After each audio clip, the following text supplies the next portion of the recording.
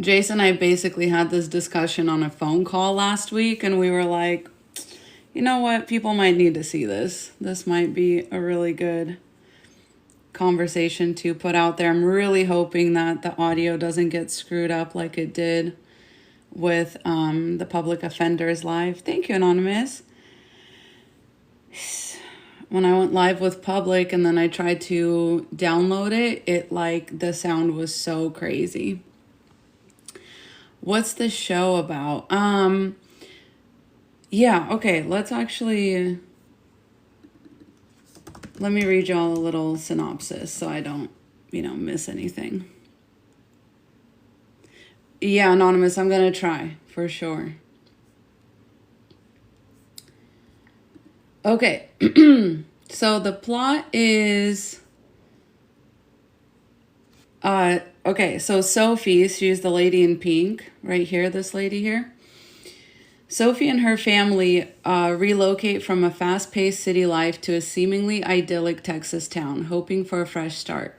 However, Sophie quickly becomes bored and restless, leading her to seek excitement and connection with the enigmatic Margot. And the redhead lady is Margot.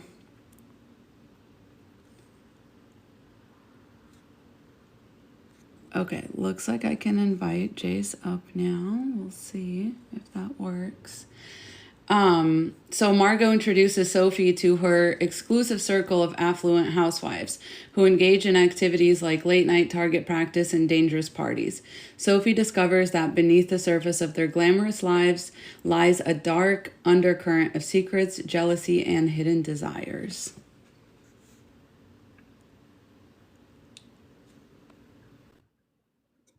Yay! Okay. I think it worked. Hey, Jace. Oh my God, hey. Hey. How are you? I'm so good. I'm so excited for this. I love your tank top. Oh, I don't know why were I'm you just losing my... explaining the show to everyone? I was just reading a little synopsis so that people kind of know what they're in for, because I want people who haven't seen the show to also stay and watch, because it's very much, it's very good information, especially given everything going on in our country right now. It's... Absolutely. Absolutely. Yeah, Yeah. for sure. Hey, Kane, good to see you. Yeah, so then I don't know if I'm allowed to say this word on live, so I won't. The unaliving and suspicion, basically the discovery of a teenage girl's body in the woods where the hunting wives meet, thrusts Sophie into the center of a murder investigate. Oh, dang it, I just said it. Into the center of an unaliving investigation. As suspicion falls on her, Sophie's life spirals out of control as she delves deeper into the mystery and the secrets of the women around her.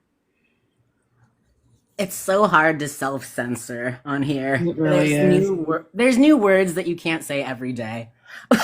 Yeah, and to be fair, like I've said them on accident quite a few times and nothing has happened. So, That's hopefully good.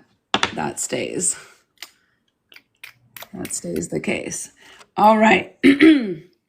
Well, let me give you a moment to introduce yourself whenever you feel ready and Sorry, I'm comfortable. just putting makeup on right now. Oh no, please. I was gonna do the same thing until I realized we're not going up until 11. So I was like, I'll just do it now. But Okay, yeah, I'll introduce myself. My name is Mercutio, and I am a member of Diversity Dream. That's the name of my channel, where me and my alters talk about intersectionality and marginalized identity. I live at the unique intersection of a lot of marginalized identities. I'm a gay trans man. I'm a Black person. I'm an Indigenous. I'm Romani, and I'm a wise person here to share my wisdom for that's free right. on the internet because I just will never shut up. I love that. And please, send Jace gifts and stuff like that. I don't know how, yeah. Follow me, follow me, and Yes, hit up follow. my link tree if you want to donate to my gender affirming surgery that's upcoming. Yes, and that would be even better than sending gifts actually, because those gifts will equal like 13 cents or something at the end of Yeah, the day. But yeah. anything you can donate to the gender affirming surgery will go a long way. Hi. Sorry. No, People say saying hi to hello to everyone. me. Please, Hello, please. Ululun Bunu. Your PFP is cute. Well, so okay, do you have any general thoughts about the show before we kind of dive into? I typed up your notes here Oh my so I God, can so follow many. along. I have so many thoughts about this show. I watched it twice. And so I Okay. guess my first general thought is that it is worth a rewatch. So, I like, rewatched it's the last good. episode to kind of prepare for this because I just wanted to be reminded of like the energy so that I Yes. before going into this because there's a energy about the show that I really like that they kind of captured like just how women will navigate like peer pressure and like manipulation of like men and each other. It's like a very visceral thing, especially if you've ever been on like the receiving end of it, especially from these types of women. It's like you feel it. It's like a very visceral feeling that you get. Oh, yeah. Yeah, the way that hierarchy works in women's social circles is something to be aware of because it's part of what upholds patriarchy. Like, patriarchy would never even work without these kinds of women upholding Hmm. it. Like, which is so funny. It's so funny to realize that men need women. They need women accomplices to Yeah. uphold patriarchy. Hmm. And that's why I'll never fall for that like bioessentialist line of thinking, because like you kind of mentioned this on my video about the hunting wives and the all the smex themes in that show. But like bioessentialism to me has many different like branches, and one of them is this idea that women are somehow like innocent in a lot of things, or like like it is like we are an oppressed class, but and like femmes in general are an oppressed class, but that's because Yes. of like the same socialization that we also fall for as women and femmes of like, and then we uphold it and then we perpetuate it. So it's like if there was this bioessentialist like nature or foundation to the patriarchy, well then women wouldn't fall for it, because if it's men that are inherently patriarchal, then like why would women have the same, like no, it's just Exactly. brainwash. Well, let me define bioessentialism really quick for anyone who isn't familiar with that term.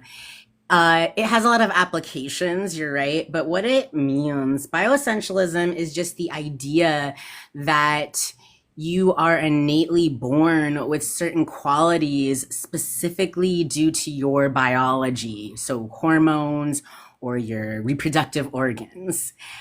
And we all know that's BS. We all know that's BS.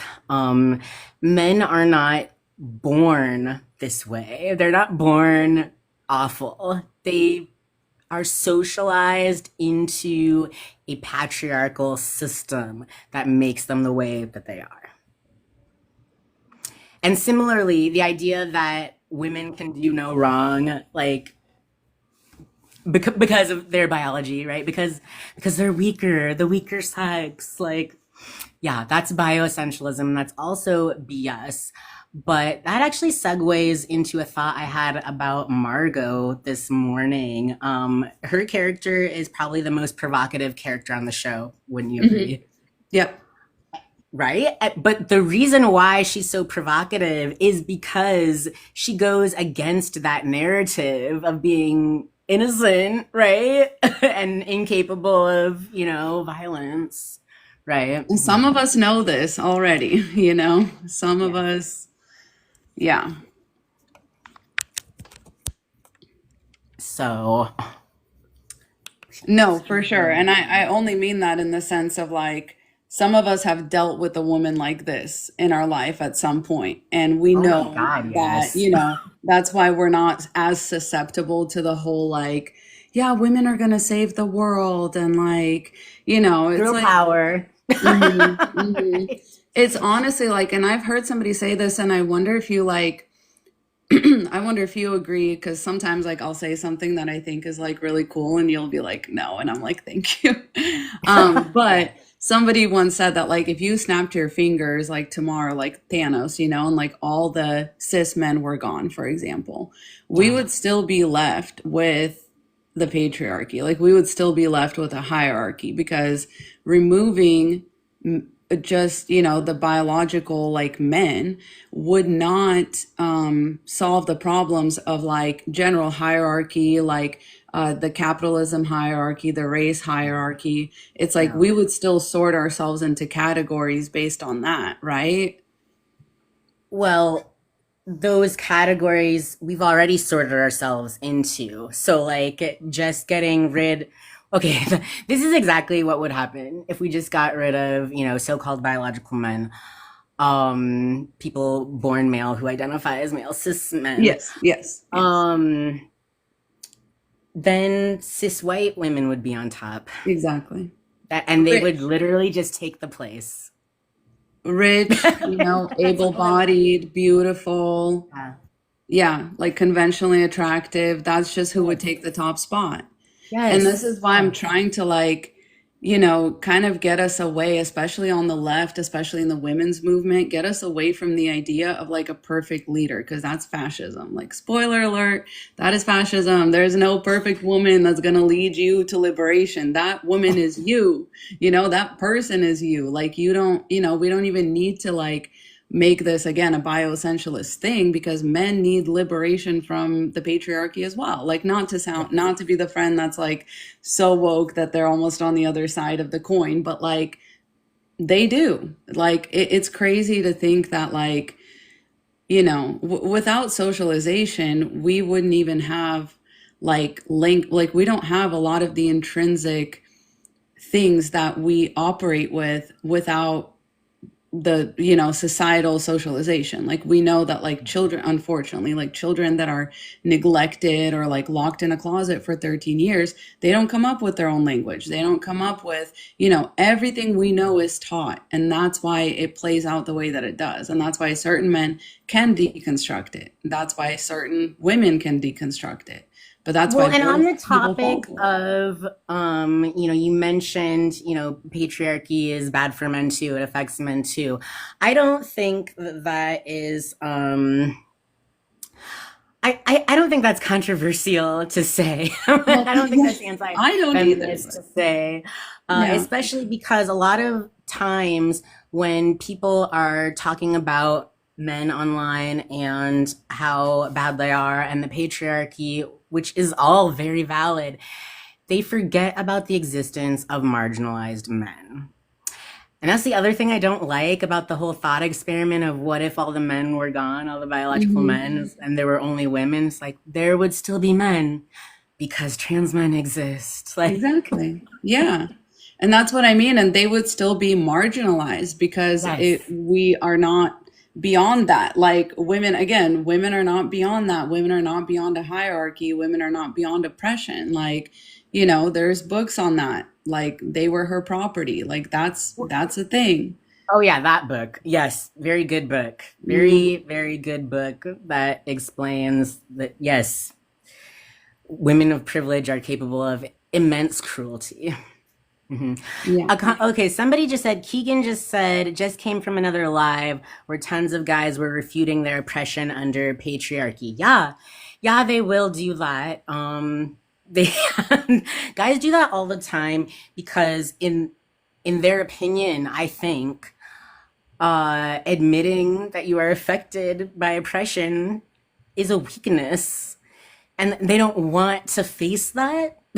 they like they are very aware that they benefit under patriarchy, and that's all they ever want to know. Yeah. Yeah, very few men will actually, yes, deconstruct and be like, wait a minute, this sucks for me too, I'm not happy Mhm. either, like maybe we should do something different.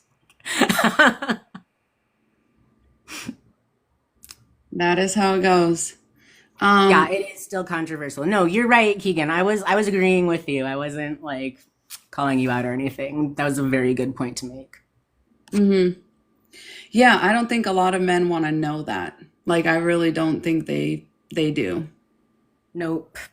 You know how like they refuse to go to the doctor or like take their medicine or like whatever, all in the name of like, well, I ain't no weakling. Like, okay, Yeah, right. Like okay, die then, like a right, weakling. yeah, unalive then, right? Oh, sorry. Die. Yeah, No, yeah. you're okay. I just, yeah, I would hate for this to get, Taken restricted or down. something. No, But you're right. Yeah. put your favorite fruit in the chat or something, or like your favorite makeup product if y'all don't mind. Yes, please. Yes, my God, I need to continue putting on my makeup. There is not enough boy brow in the world to tame these eyebrows.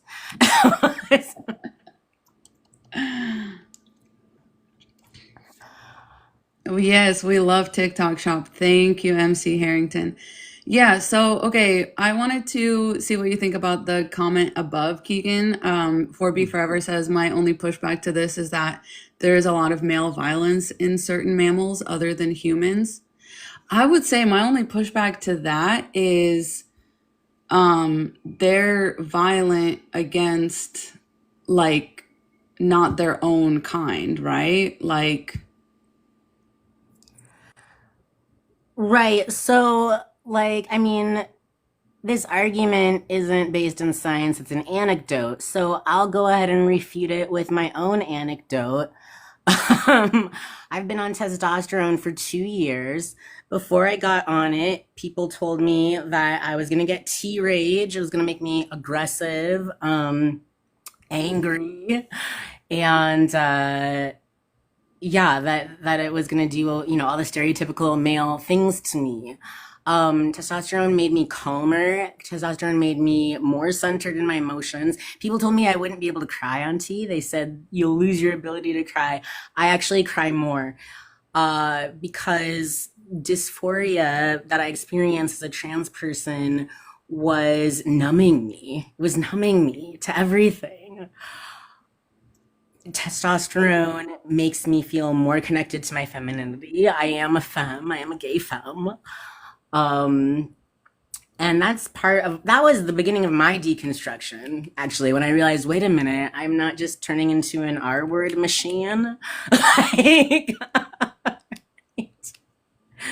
like, wow, I can still control myself. Jeez, it's almost like men have been lying to you. almost. And I Yeah. would say too, it's like I have, had the privilege of growing up around an evolved man, my stepdad, and I met him. I was probably 8 or 9, I don't know. But yeah, Iona, hi, first of all, we love you. But yeah, blocking turfs in these comments, I have made that my full-time job, so don't worry about them. They are blocked. Anyone that has said anything weird is blocked. Um, yes, MC, exactly. Yeah, it's very cool. That's why I often say, that trans people are the future because we need to listen to their experience because they have had that both sides of deconstruction. And so that is a gift. And some people don't deconstruct, right? As you know, Jay, some people just choose to, but it's like it exposes who you are. Like I was saying, like I've grown up around, my stepdad, who's obviously like he's a man, like he has the same hormones, everything like that. But it seems to me like he would channel that drive that testosterone gives you into being a useful human being around the house. Like he was always doing something, you know what I mean? It does not have So to look sweet. right, like it does not Yeah. have to look like uncontrollable sexual urges. It can, Right. it can look like just getting stuff done. Like that's what I'm like during that 1 week of the month where I have, that, I'm working out more, I'm doing whatever. And it's like, yeah, that you can use that energy for good. You don't have to use it for your weird, like, perversions. Like, I don't know. Yeah. For seriously, and like Also, I will say that people with female reproductive organs also go through a period of um, a severely increased libido. It happens in your mid 30s to mid Mm-hmm. 40s. Mm-hmm. So watch out for That, that. yeah. Yeah, Yeah. yeah, it's And real. like when your estrogen drops during like menopause and stuff, like all of that is already like kind of goes against the whole bioessentialist like let's just stop. Like I know we don't study like women's bodies enough as a society, but it's like as women we can go and look these things up. Like we do know the basics though. Like we do know that women's hormone levels drop and rise and whatever, and it's just. Oh, Ioana says, I'm reading Mask Off Masculinity Redefined at the moment and I recommend it. I wonder if it's based on that documentary that I love. That's called like The Mask We Wear or something like that. That's a I'd very check it good out. That one. sounds good. Yeah. Yeah, I'd be curious to know what you think. Okay. Well, do you want to get into it? Can I read Yes, off let's your get first into it. point? All Yeah. right. Okay, so are Republicans really this obsessed with SMECs and closeted LGBTQ people? Sorry, I'm censoring myself here, but No, it's fine. so what was your answer to that? Oh my God. So my first thought when watched episode one was like, are Republicans really like this? Like, this is wild. I was like, no, this is performative. But then on the second watch, actually, I thought about it and I was like, wait a minute. Yes, they are. Yes, they are really this obsessed. And yes, there's a lot of closeted Just behavior. go on their Facebook and you will find out. Like, go on any Republican's Facebook and see what they're posting about. They just want to know what's inside people's pants. And it's so I funny. I was know. thinking about this last night when they're like, oh, bye, can yeah, when they're like, oh, liberals want to call women like birthing people and stuff like that. Okay, but what about y'all trying to define exactly what a woman is and what do you say that that is? Oh, a person with a uterus. That sounds like the same exact thing. That That's sounds like bioessentialism. That's exactly. That sounds like you're bioessentialism. applying the same exact like rhetoric as the freaking, you know what I mean? Like you're coming just full circle. But yes, they are very obsessed with what's in people's pants, who's in people's bedroom, what do they find attractive. It's crazy. I have a little anecdote. Please. I thought of this when I realized that I was wrong. That like, no, this is totally real. The last, can I say Republican on Yeah. here? Will that get us banned? Okay. No, but it will attract the Republicans, which is fine. I'll block them. Anyways, yeah. The last Republican friends that I had, um, they were obsessed with me and my ex-wife. Now, my ex-wife is also trans, and they would every time I saw this girl and her husband, she would be like, "Oh, don't get any ideas, you two. I don't swing that way." And it's just like, we never asked you. We're Oh not my gosh. attracted to you. Not the telling on herself. Wow. And like the last time we hung out with them, which we decided would be the last time, they admitted to us who they voted for, and we were like, "Oh God, no, we can't." Right? We can't. Unsafe. Um, Yeah. but also they tried to get us too drunk, and they tried to get us drunk enough that we couldn't leave their house, which was out in the middle of nowhere in the country. And Sounds like a like they literal horror really film. tried. They were really like, no, have another drink. You can stay the night if you want. We don't mind. And it was like, this is weird. We've already said no several times. Like, Oh my word. Yeah, for 4B real. forever confirmed. Straight women always say that to queer women. It's like, don't worry, babe, you're not even cute. For Yeah. real. Facts. Yeah, for real. And well, and they'd ask me and my ex-wife questions all the time, like, "How do you two, you know?"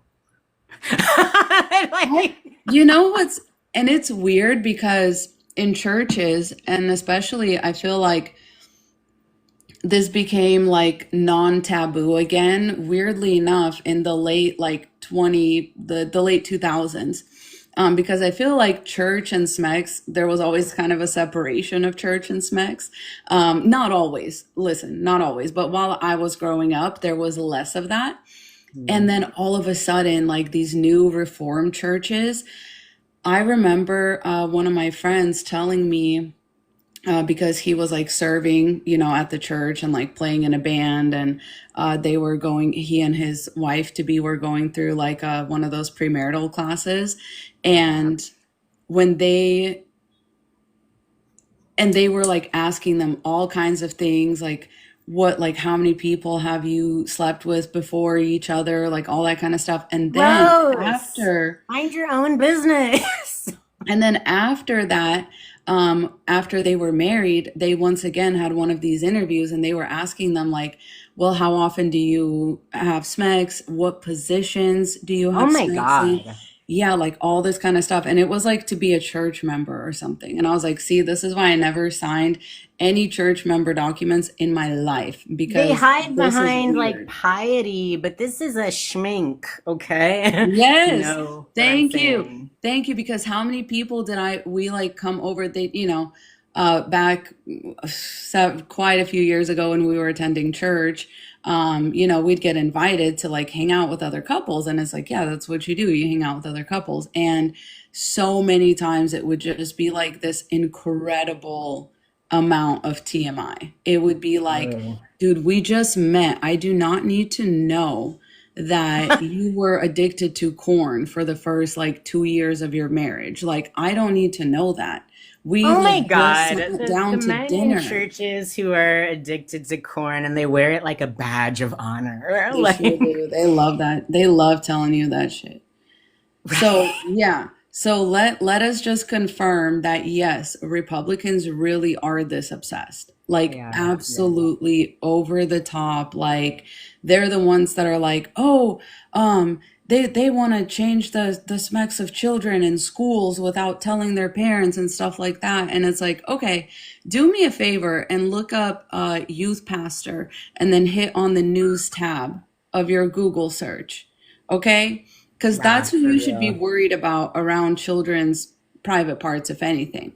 Okay, For just type real. in local youth pastor, hit search, hit the news tab, and then come argue with me. Because, Well, but they're not interested in facts. They're no. interested in things that bolster their own internal prejudices. Mm hmm. Mm And hmm. once again, it all comes back to hierarchy because It you gives have to you, have these sorts of prejudices to prop up your position in the hierarchy. mm hmm, because it benefits you. Exactly.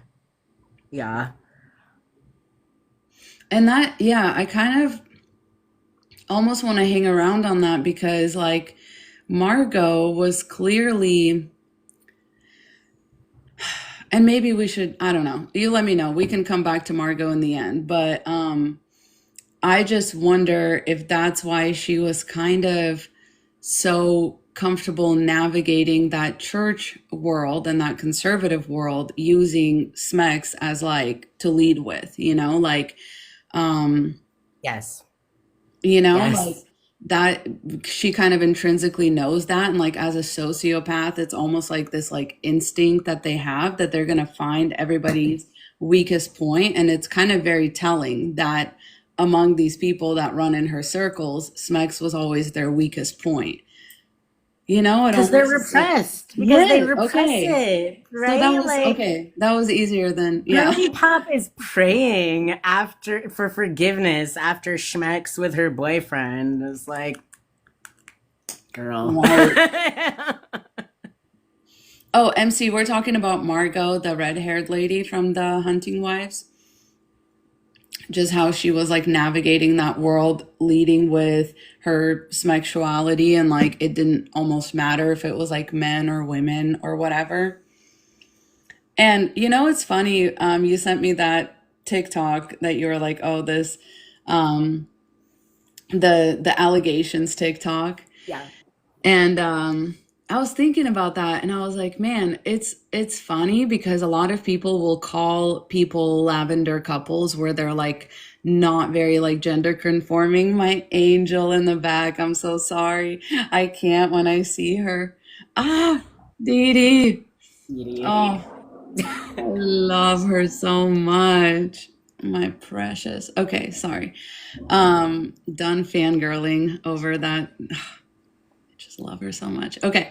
Um, but yeah, I just wonder like I forgot everything I was saying. I forgot. You're talking about that allegations TikTok I Oh, was sending yes. you? Okay, so Yeah. they'll say that like that non-gender conforming couples are like lavender marriage couples. But in reality, what did we see on the Hunting Wives? Like there was a lavender marriage possibly on that show, I think so. Yeah. On the right? second watch, I caught it. Yeah. Yeah. Oh, Watermelons asked, are we getting paid to promote shows? I'm not. No, No, no. no, they would never even think to reach out to me or you. I don't think. No, I don't. Mm-mm.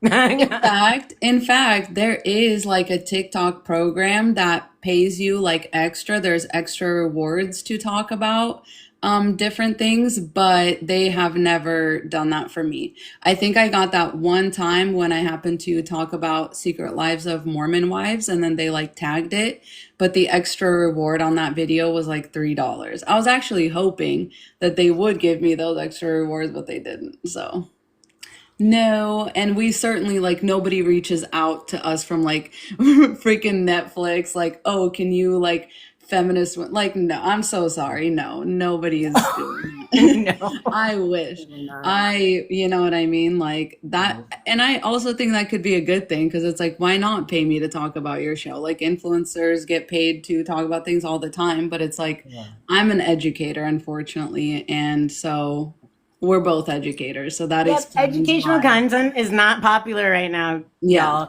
Just so yeah. you know, you should support educational content. I think it's needed the most right now because all of our educational system is being gutted. It's Gutted. stuff finito, okay? Yes. Like people are gonna be so dumb. Please support educational content. We're begging you, actually. Like, open the schools. Yeah, Open the the schools. literacy rate in this country is over 60%. Just so y'all know, it's nearly 70% of this country cannot read past a sixth grade level, including some politicians, I'm pretty sure. Oh, you would Yeah. have to be sure because they do not read the bills because then they're outraged about what's in them. Yeah. And it's like you even have aides that you could ask to read these bills and then relay that to you right now. Yeah. And you don't. Like they just don't care that much. It's crazy. Okay, okay, do you want to talk about the Lavender marriage? Like when did you catch it the second watch? Right. Well, yeah, the episode where the sheriff and his deputy are they're having a little moment when Hmm. the wife comes in, and it feels like the wife knows, like It the wife of the does. sheriff knows, and she's just like she wasn't even phased. She's just like, okay, get out of here. Like I have to talk to my husband. Like, um, That's a good catch. and yeah, Yeah. yeah, yeah, right. But it really brings home to me something I've been thinking about for a while that after it came that the RNC has a lot of closeted members in it. Mm-hmm. Mhm. Because I every time they realized come in to for conventions, a certain app blows up. Yeah, a certain app. I don't know if anyone hmm can guess which app. Don't say it in the chat. Just think yeah, yeah, it. yeah. Yeah. I feel like a lot of straightness is just privilege. It's holding on to privilege and power and hierarchy. That's the whole point of the Lavender marriage, is so that they can have this semblance of straight passing privilege. Oh. So somebody asked, but does he know about her? Who knows? We don't know that. We don't know that yet. And it's possible that no, because I could see, even if he wasn't attracted to his wife, he could still be mad about that Oh, because he yeah. feels a sense of ownership over Well, her. we saw that with Jed, right? When Margot told him, like, I actually broke a rule and I slept with a man, he was like, get out. And Yeah, before that, he was he all like, slept. I'll do anything. Like, just tell me, Big Jed will help you. And then she told him, and he was like, get out. You're nothing to me. It's like, as soon as another man's, pee-pee is involved, it's like over. That part was kind of weird to me because I was like, why would Margot tell him that? She's a very smart, very manipulative woman. Wouldn't she know that that's a bad thing to do? Like, Yes. I was thinking about that because you gave me your outline a few days ago. So I have been thinking about that. And I think it's either just like one of those things that they wrote into the show to illustrate something. The fact that, right, like these men, even while they're having two women over at the same time to like, you know what you're I right. mean, play with their Yeah. poopy in the hot tub, In the they bathtub. I will, like that. yeah, they will absolutely disown you and throw you out on the street with nothing Yes. because of that whole sword fight. I don't know, like that It's weird because thing you where are, they're like, once you have touched another man, you are trash in their eyes. You yes, are yes. Nobody filthy devalues men more veteran. than Yes. patriarchal men. Nobody hates men more than them. I know, right? I know, right? Yes. No, yeah.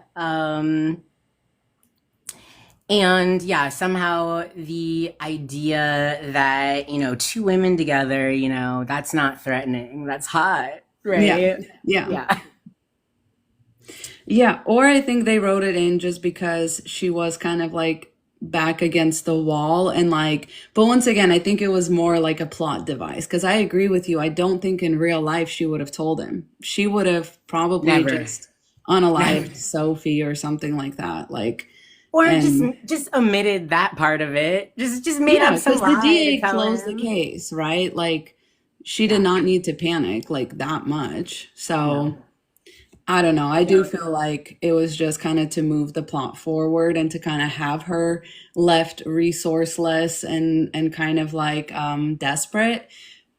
So I do You're think it's right. more of just a storytelling thing because I agree with you. That is a valid question, and it's kind of like, yeah, I don't think they would have actually done that. Ooh, MC Harrington said it was interesting.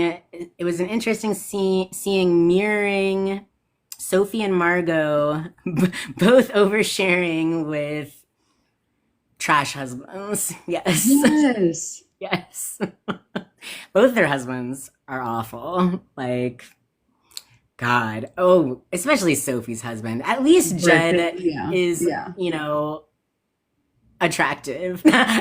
Sometimes. At least he's Sometimes. also honest. You know what I mean? He's Yes. like, no, I'm a patriarch through and through. Like, I can F other women. You cannot F other men.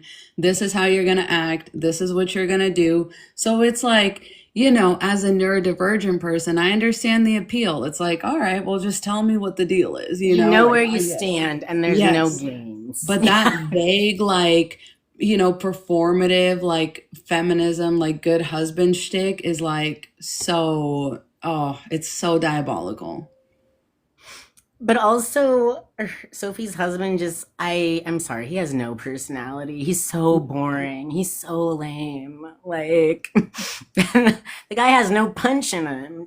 What does he even do? I'm vaguely aware he's an architect, maybe? Like, Right. Yeah. And it's like he pushed her to be friends with all of those women, probably because he knows he doesn't have the personality to carry on around Jed. Like, Jed finds him boring, and he can oh, yeah. tell. And Jed Well, told him to his face, like, oh, you're just yapping. Like, oh my God, like, do you ever stop talking? And it's like he knows he's not one of those like cool patriarchal dudes. He's kind of like, I do think they picked somebody like visually kind of like him on purpose. Like he's very much that like liberal man finds patriarchy in his, late yes, 30s, early you're 40s right. and starts Yeah. trying to act like all the other dudes. Come Yeah. on. And, Like, and he's been living the male equivalent of the soft life, and you can just yes. tell, Yes, right? exactly. Yeah, so he can't hang with a guy. So he's like, my only hope is that you get in with these women and like, then I get to keep my job or whatever. But that is such an important point. Even though I feel like this is all on a subconscious level. Subconsciously, he knows how Hmm. valuable she is in the Hmm. patriarchy. Yes. She is his ticket Yes. into this patriarchal world. And yep, predicated on her acting a certain way, which he also knows. So that's why Yes. he's like pushing her. But then he acts like surprised, like when she cries at church, he's like, since when do He's you cry weirded at out. church, Yeah. right? And she's like, since when do we go to church? Like, you wanted to come. And it's like, it's interesting. It's like he expects her to put on this mask, but he expects that it won't be genuine. I don't know. Well, it just reminds me of my experience with cishet men, which is just that they will never be happy with you no matter what you do. You could do everything that they tell you to do, and they'll be like, "What happened to the independent woman that I married?" Oh my God, yes. Yes. Hmm. Right? Like, mm, Okay, somebody um, said, Sinister said, can you speak more to lavender marriages being a privilege? We've been retaking it, but it's a good point. well, okay. First off, let me preface this by the fact that, like, I acknowledge that lavender marriages weren't always a privilege. They weren't Mm, a privilege in the past, but like kind of far in the past. Like, I would say they weren't a privilege in like the 50s or 60s and back, because you could literally be like, there's so many punishments for being LGBT back then. It wasn't legal. It wasn't legal. You couldn't openly be LGBT, and you could be institutionalized for it, whether you were a woman or a man. mm-hmm. So at when you're in that kind of a scenario, then it's absolutely not a privilege. But in today's world, so long as we hold on to the rights that we currently have, then yes, it is a privilege, because all you're really like facing by coming out is like there's a lot of social stigma. There's a lot of Hmm. social stigma. You might lose access to community, which is huge, but you're not going to be put in jail. You're not going to be institutionalized. You're not going to be lobotomized. They used to do that. Hmm. Yeah. And it benefits all of us in the LGBTQ plus community for people to be out, is the other Yeah, important it thing. does. It Because we benefits do all need of to us. know how many, it's about representation. And right now we have a very inaccurate representation of our LGBTQ community because so many of them, I know, I can't stop looking at her, because This so is many of Dee them, Dee, by the way. This is Dee Dee, the Chihuahua. it's my perfect little angel. I know. Good luck, you guys. I don't know. Good luck to us. Trying to trying to keep up. Yeah, I know. Yes. Yeah, but so many of them, like somebody, we had Bimbo University on our podcast the other week, and she was saying, like, yeah, how come there's so many bisexual women, and yet, it's not the same on the other side. It's like we're right, the men that are Well, blowing up that certain app during Republican conventions, it's like they are not, they're not being a good representation for the LGBTQ movement. They're hiding that's their light true. under a bushel. To be fair, though, there's a lot more stigma around being a bi man than there is a bi woman. Yeah, but Um, because of the patriarchy. That's because of men. That's because men consider it to be weak and, like, It's not all men.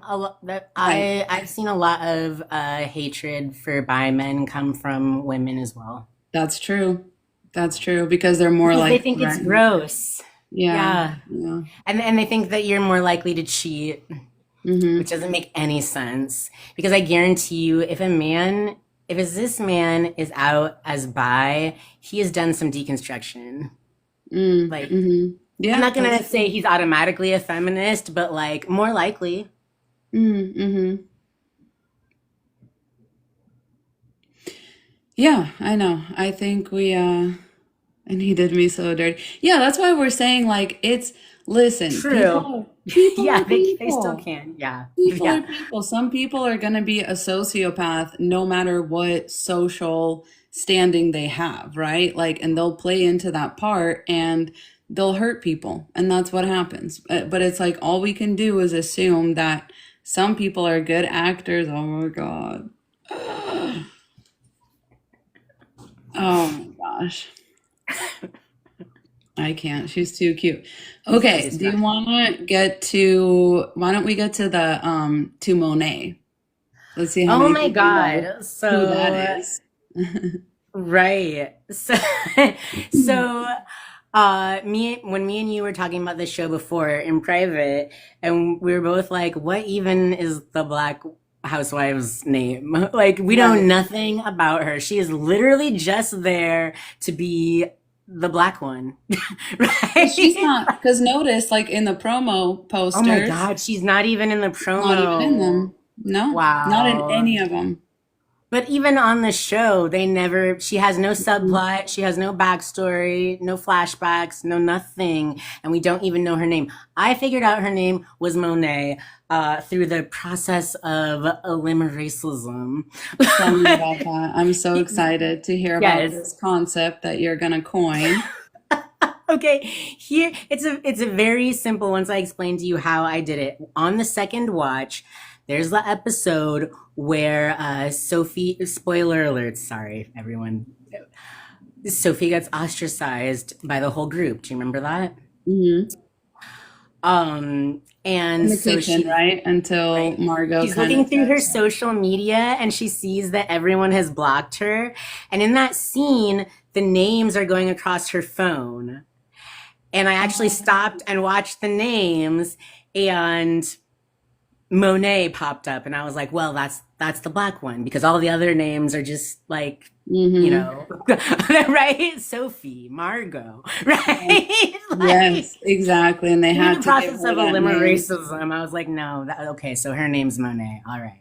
Like, God forbid a black woman just be named, Claudia or like, Right. Yeah. right? Yeah. Yeah. Right? Like, it's got to be Monet. All right. Yeah, we're doing that.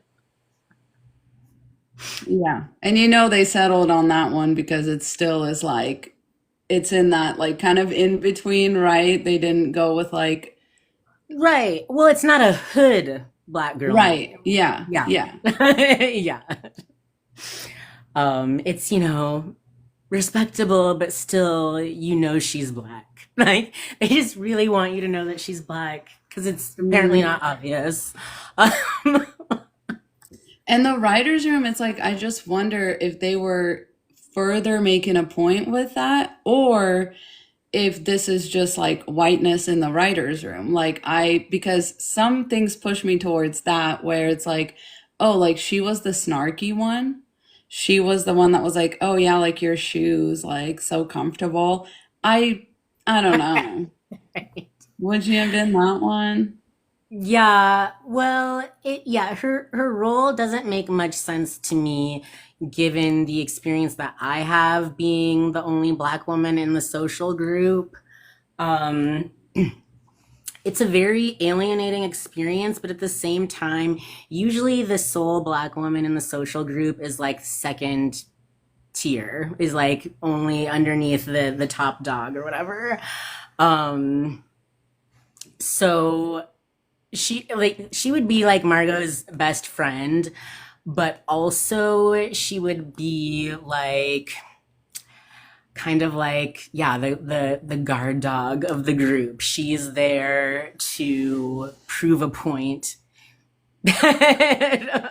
on behalf Mm-hmm. of all the other women there. Right. Um, right? Yeah.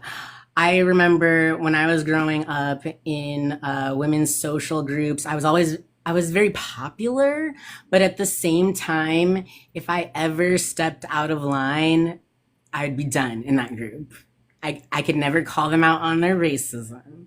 I had to play into whatever stereotype of a black person or a black woman that they wanted to be friends with, even. Mm-hmm. Like, right? So you would, as a black woman, you would feel, she would feel peer pressure to act that way, the way that she acted all snarky and like, you Mm-hmm. know, she would feel peer pressure to act that way, but the reward would be the other women would all be vying for her attention, for her Mm-hmm. social currency as a black woman. Right. Right, because that's where like white women get a lot of their like trickle down culture. I always thought that everyone in America knew that. And then it just turned out that I was like neurodivergent and I could just see it. And I was like, oh, but it's so obvious. But it's so obvious. Like, it's crazy that, I mean, yeah, okay. Yeah, so you said that you doubt that we'll see her in any type of like, you said specifically lesy things. Yeah. Yeah.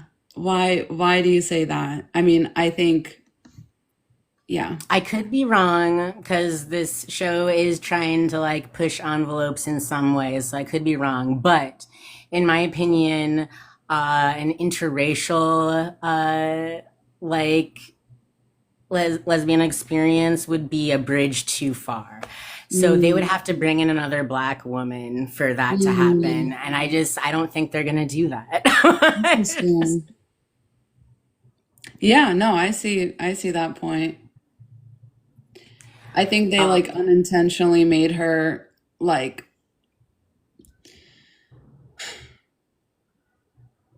I don't know how to go about wording this, but it's just like it's almost like both intentional and unintentional. Like I see the intentional aspects of it, but I also see some unintentional, just like a white understanding of these things, like where it's like I don't know if you did that intentionally because I feel like it would be done differently in that case.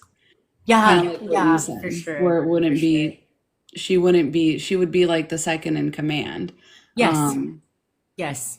And she'd be the one who enforces all the crazy rules that Margot um, would be, enacting. Like, right? mhm. She'd be the enforcer, just similarly, actually, now that I think about it, to the way that white women are the enforcers of the patriarchy. They are the watchdogs, the secret Exactly. police, right? Hmm. Policing all other women in a hierarchy of a white woman's social group. That's what the black woman would be.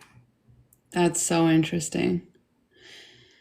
Yeah, I mean, I feel like they even showed this in like Mean Girls. I know that wasn't like explicitly like interracial, but it was kind of like the girl that looked the least like the leader of the pack was the second in command. And then the third in command was the other blonde girl. Do you know what I Yeah, like? yeah. Does that kind of make sense? Yes, Yeah. yes, it makes total sense. Yeah, yeah. Well, because she's like the copycat. Mhm. Right? She's just Exactly. She's copying not dear interesting. leader. Yeah. Yeah. Yeah. For sure. For sure. Okay, yeah, so that's unless you have anything to add that kind of covers that point. Um, and then we've got the pastor's wife, boy mom phenomena. Oh my God, that was so Great gross. point. Can we just That talk was about how that was gross for a that was second?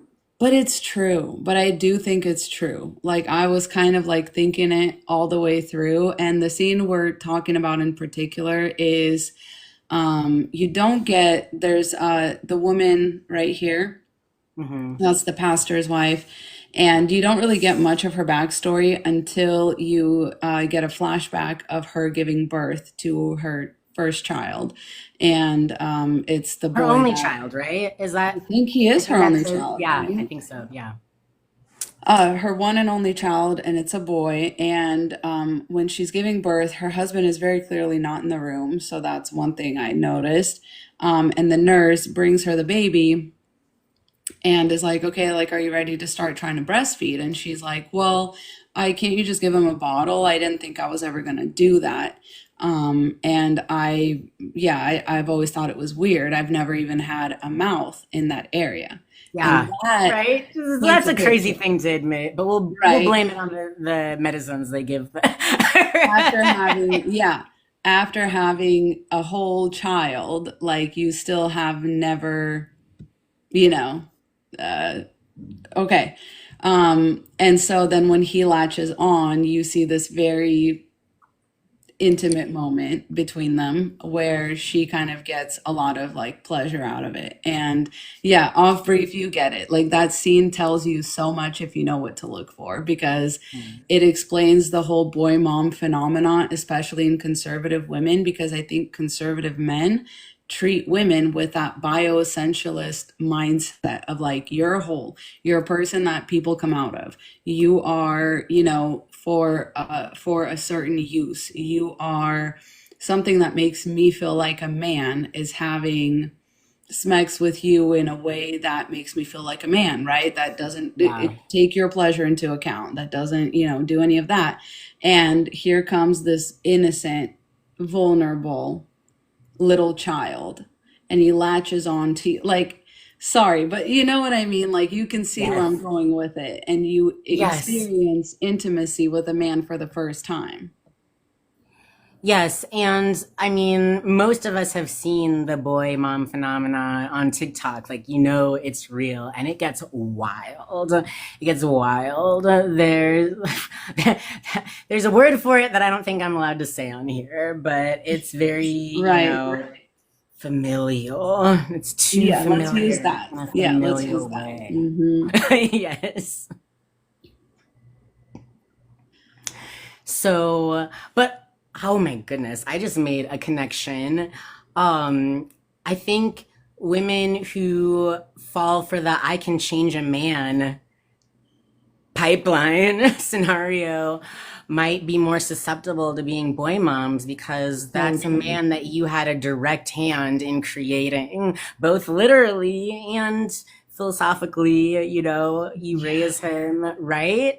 Right? So it would be easy to kind of put your son in a place in your mind where he shouldn't go, right? Where he shouldn't be, where you're too Hmm. close to him, uh, because you're like, well, this is a man that I did change, Yes, right? that you, oh my gosh, it's so true. And it becomes kind of like this extension of you, but also the only man that you feel like really loves you back.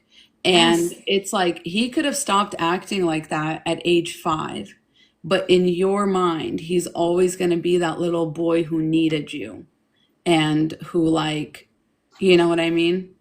Generation What? Jonesy, Yeah. let's talk about that. So, Generation Jonesy says, "Can you tell me more about boy moms? I have a son and I'm trying to avoid this. What Mm. advice can we? What are our thoughts on that?"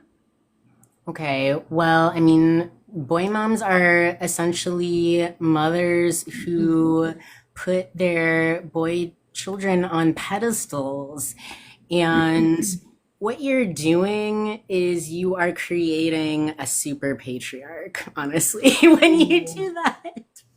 A lot of boy moms will clean up after their teenage sons. Their teenage sons and adult sons can do no wrong in their eyes. They don't punish them. They don't call them out. They make excuses for them. Um, and they act very possessive and jealous of their girlfriends or partners in Mm. general. Yeah, so definitely like stuff like that.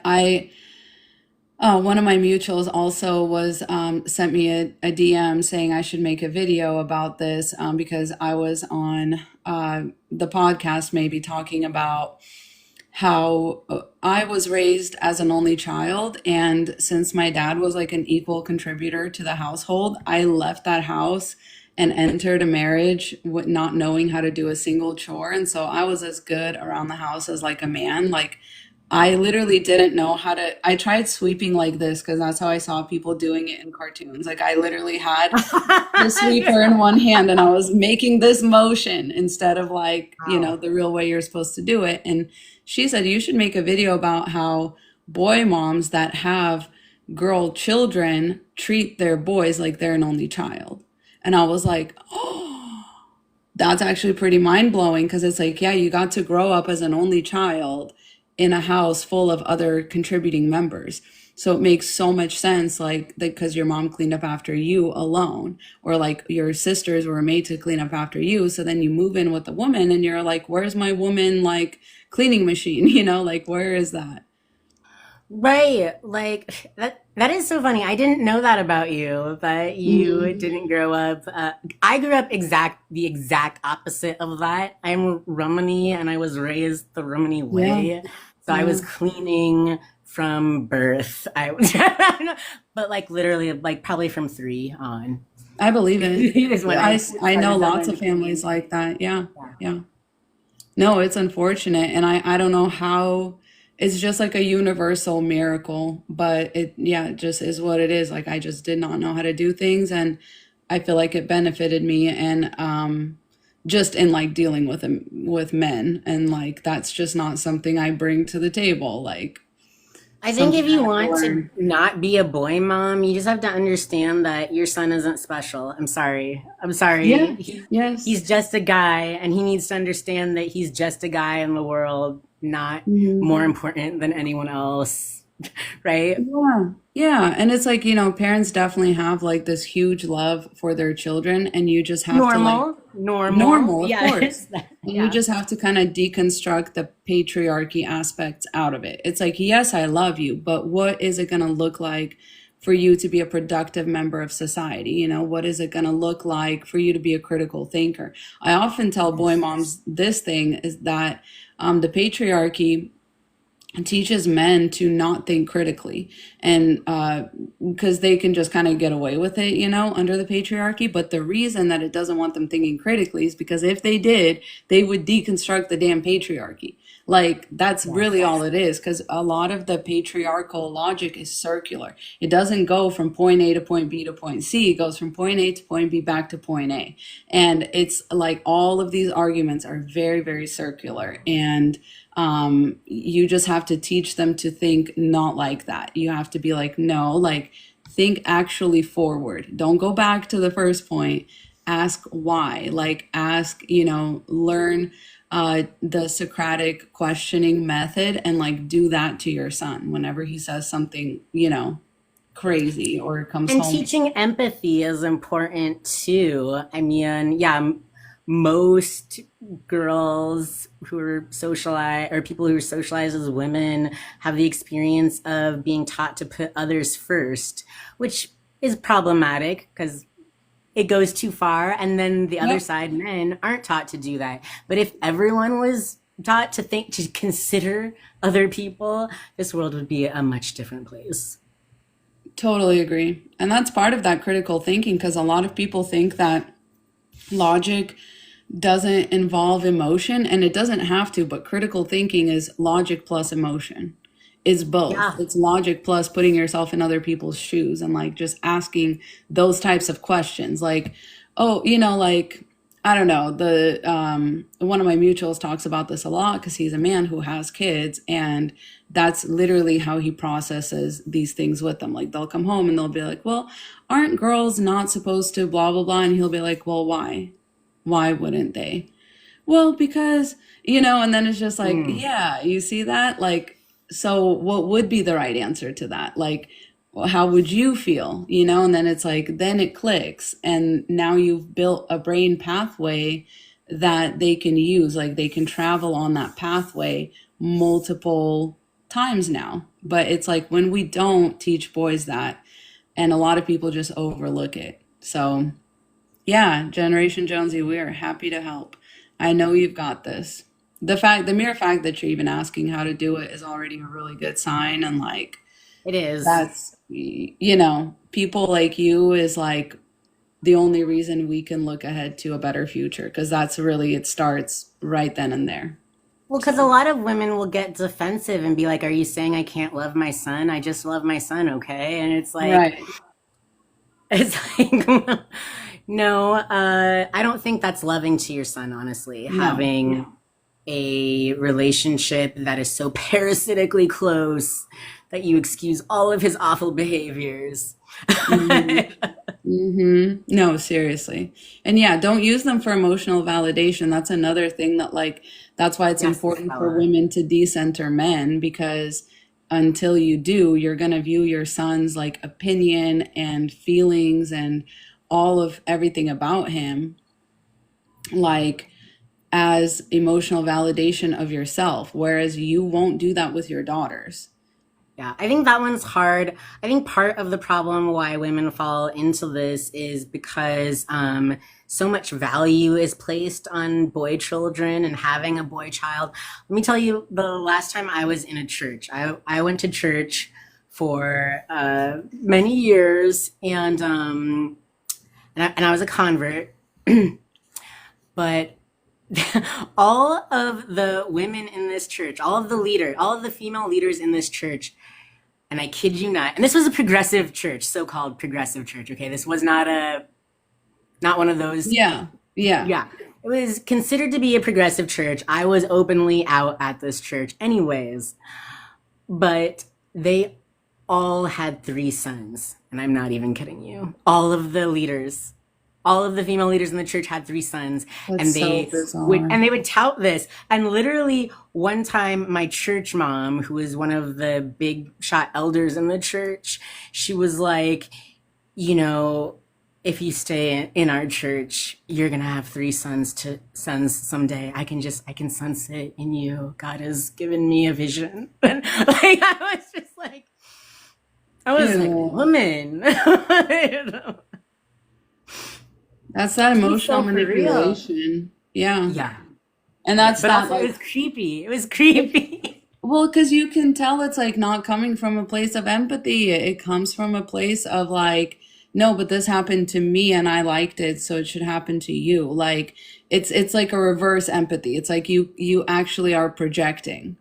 Yeah. Is that As reverse Stella brought up empathy? that it's idolatry, idolizing men. Yeah. Yes. Period. Absolutely. What the heck does having three sons have to do with being a church leader? Be so for real. The idea is that, well, you must be blessed by God because God blessed you with three sons, right?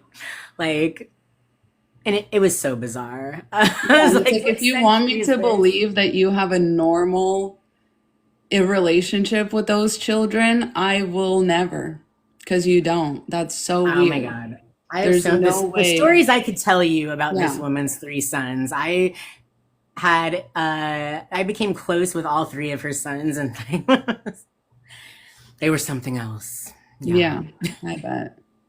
I bet. Um, yeah. That's like a whole it's a whole nest of things, because like there's so much to unpack in that in just how the patriarchy is central in all of that, and these are like male centered women. And so it's the biggest disservice you can do to both of your uh like girl children, boy children, whatever they identify as, Yeah. is to be male centered and patriarchal. And yeah, to feel like, yeah, you have the power of patriarchy by proxy, or like Yes. the son is kind of like a makeshift husband too. A lot of women do this where they're like, oh yeah, my son is so like emotionally intelligent, whatever. It's like, no, he's just been like uh that version of parentified, but basically like spouseified. Like, Yes. Yes. Like they will tell their sons like every little detail about their lives in a very inappropriate way. I've seen it. Yes. mhm. And they place like a disproportionate amount of pressure on their sons to like spend time with them, or like, especially once they get a girlfriend, it's like, oh, you're never home anymore. We don't And hang out very like we critical of used the to. girlfriend, very Oh yeah, misogynistic always. towards the Because she's girlfriend, right? competition. Yes. So then Gross. it's too familial, right? Yes. Like then Yes. it's like she wants to be picked by her own son. It's torture for everyone because that woman is also torturing herself. Like that boy Mhm. mom is lives in the worst possible case scenario It's funny mentally. because for a while in feminist circles, people were like, you want to get a guy who has a good relationship with his mother. I've had the opposite experience. In my experience, there's nothing worse than a mama's boy. There's nothing worse. A mama's boy will never put you first. And that's not a good relationship with your mother. True. That's a True. not normal relationship, right? Good You're relationship would right. be like just a good relationship, like there would be. This happened to me recently as a gay man. I was dating this guy. You know some of the story. I was dating this guy and things were going so well. And he was on the other side of the country though. But he said he loved me and he wanted to move here to be with me and blah, blah, blah. And then he pulled out of it Mhm, because his mother pulled the mhm, plug on it. mhm. And he was like, well, I can't leave my mom. She's getting really old and who's going to mow her lawn? Literally, this man Living who's older than me, psycho. by the way, Like, an older established man is like, who is going to mow my mother's lawn? Mm. not about the lawn, friend. At that point, it's not about the lawn. No, I was like, be so for real right now. Like, Yeah. I. Yeah, exactly. It's a type of codependency. Joopy joop, exactly. Yeah, he's dating his mom. Like, seriously, Yeah. it's like if all signs point to it being that, then it's just that. Like, you don't need to overthink it. Like, we've talked about this too, is like a lot of people give complex emotional narratives to men's like very obvious actions, where it's just like, no, like if it looks like it is, then it is. Like, it's usually Occam's razor. There's usually no complex like narrative there. It's just, yeah, it's simple and stupid oftentimes. Because men are not encouraged to be critical thinkers under the patriarchy. That's why people don't like trans men either. Nobody likes trans men. Yeah, It's true. yeah, yeah. That's true. And it's terrible. It's like we are literally just society's telling on itself with that because it's like, why not? Yeah. Why Well, not?